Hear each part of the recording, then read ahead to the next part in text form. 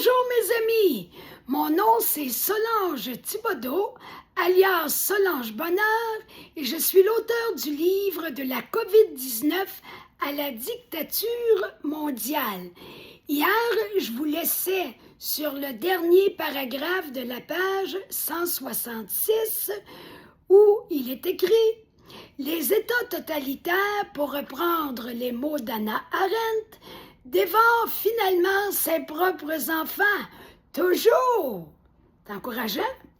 Cependant, assurons-nous que le discours des pays dictatoriaux s'épuise avant qu'ils en arrivent à la conviction absolue de devoir nous exterminer pour le crime de ne pas partager leurs croyances. Ça, c'est la conséquence extrême, là.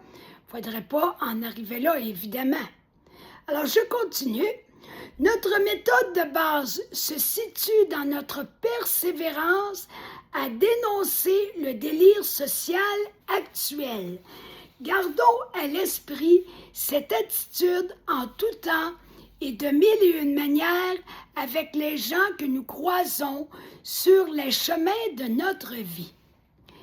Les exemples de l'histoire avec un grand H le confirment.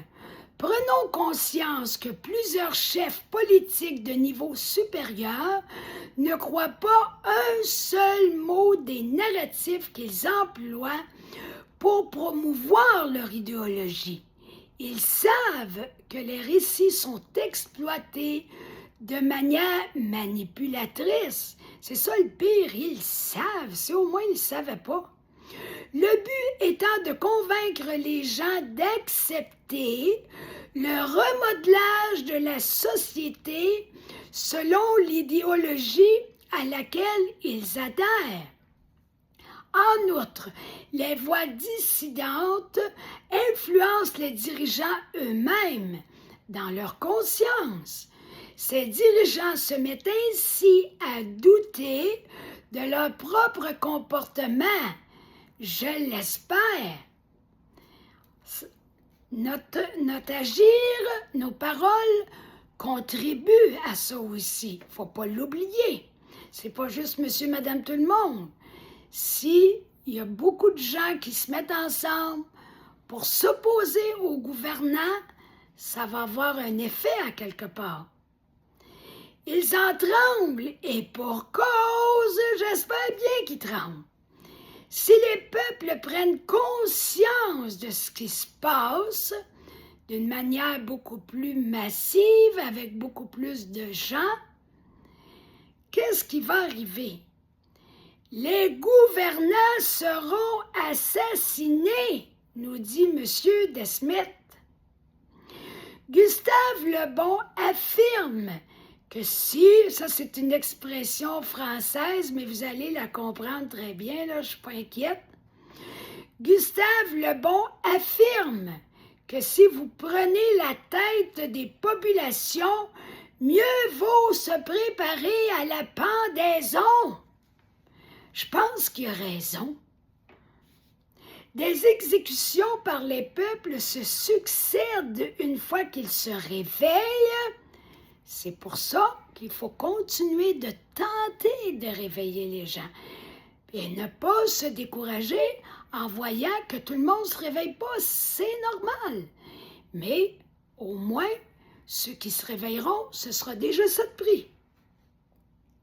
Des exécutions par les peuples se succèdent une fois qu'ils se réveillent, car ils réalisent la tragédie en cours. Ils désigneront un responsable. Généralement, les populations regardent dans la direction de leur gouvernement lorsqu'ils recherchent l'auteur des dommages causés. Maintenant, c'est Maître Dexter Reineveld. Je vais vous appeler son nom de famille là, parce que c'est trop compliqué. C'est un avocat africain. Son nom s'écrit R majuscule Y-N-E-V-E-L-D-T. Il nous dit ceci. Dans cette enquête du grand jury, nous investiguons sur l'état d'esprit et sur les intentions des 6 accusés. Peut-on proclamer avec certitude que le narratif de la COVID remplit les conditions réalisant l'objectif du conditionnement des masses, du conditionnement des peuples plutôt? Alors Mathias Desmet lui répond, sans aucun doute, le narratif COVID instaure à la perfection. Voyez-vous pourquoi ça a été si effrayant, c'est que malheureusement, ils ont réussi leur coup d'une manière exceptionnelle, à la perfection. C'est ce que dit M. Desmet, puis il connaît son affaire, c'est un spécialiste dans le domaine. Donc, le narratif COVID instaure à la perfection l'emprise des pays touchés par cette propagande. Définitivement, oui, ce narratif frise l'excellence pour générer un conditionnement psychique en bonne et due forme. Maître Anna Garner, avocate aux États-Unis, prend la parole en disant ceci. Le narratif répandu aux États-Unis est présenté comme suit. Pour le bien commun.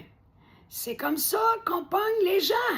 On leur dit, hey, vous allez contribuer au bien de tous. Hey, qui c'est qui n'a pas le goût de ça? Mathias Desmet lui répond, oui, les peuples vivent toujours dans la conviction que leur agir va dans le sens du bien commun. Toujours, dit-il. Maître Anna Garner reprend une citation de Voltaire, semble décrire à merveille ce phénomène.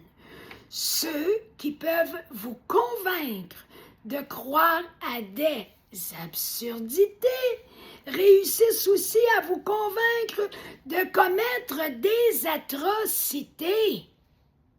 C'est grave, ça. Attention à ce que les gens veulent nous mettre dans la tête. Ça peut avoir des conséquences épouvantables. Confirmez-vous que cette affirmation contient un résumé de notre contexte mondial actuel en regard de la COVID, lui demande-t-elle. Mathias Desmet répond « Oui, absolument. C'est un point essentiel à retenir. Je ne parviens pas à le formuler mieux que Voltaire. » Je répète la phrase « à vaut la peine », la phrase de Voltaire.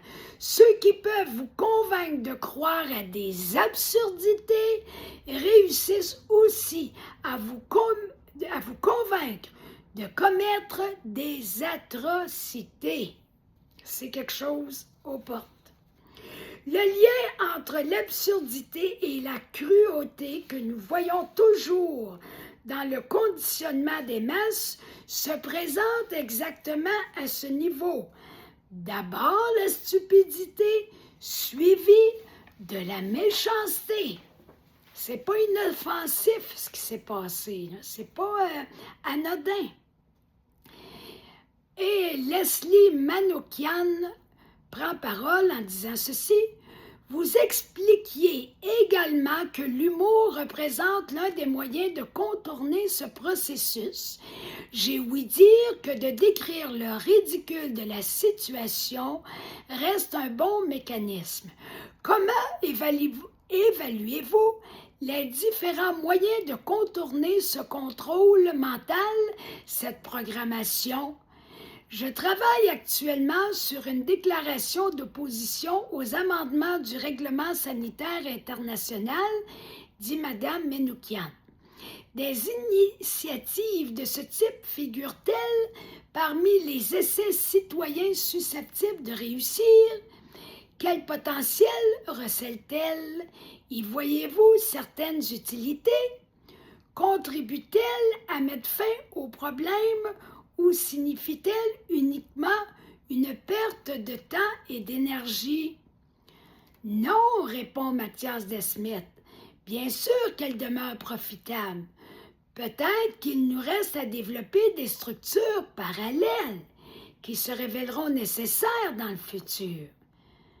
Alors, sur cette belle pointe d'optimisme, je vous laisse et je reprendrai la lecture demain, mais d'ici là, prenez le temps de liker la vidéo, de la partager, de vous abonner à ma chaîne, d'aller vous procurer mon livre par format numérique ou en format papier.